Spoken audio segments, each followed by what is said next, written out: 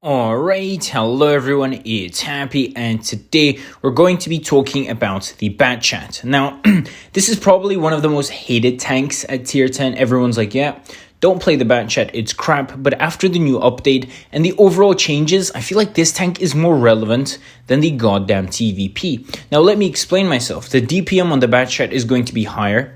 Of course, the penetration is not going to be as good because, again, it's a light tank. It has 247, which is quite low. And this is, again, if you're running extra penetration, which you should if you're on the Bat Chat because it's a drum.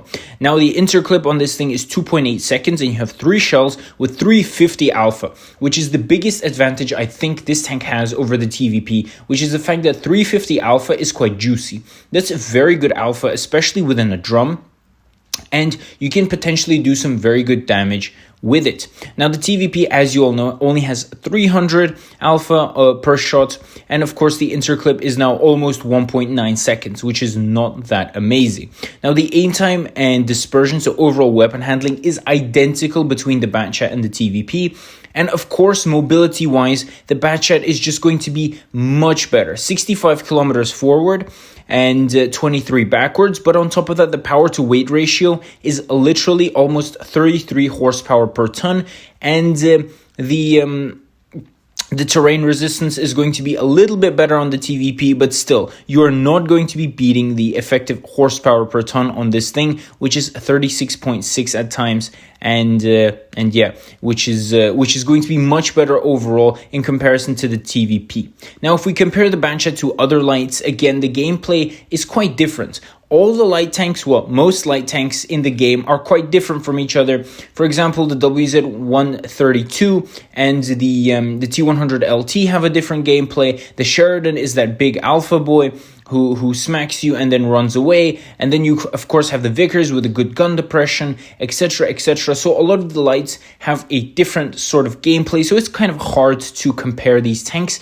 But again, the Bat Chat has very similar mobility when it comes to other light tanks. But the best thing about this tank is, of course, still the fact that it has a drum with 3 shots. This is going to give it massive damage potential with 350 alpha and very good weapon handling.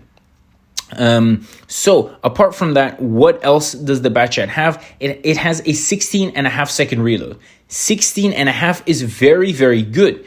Guys, 16 seconds is not that long, especially for a light tank. You come around the corner, you smack someone for 1k plus in the face, and then you just run off 65 kilometers forward until your reload is done for 15 seconds. Then you come back and do it again. It is very, very good gameplay, and especially if you're good with lights and mediums, and if you're a skilled player, applying this should not be too hard at all.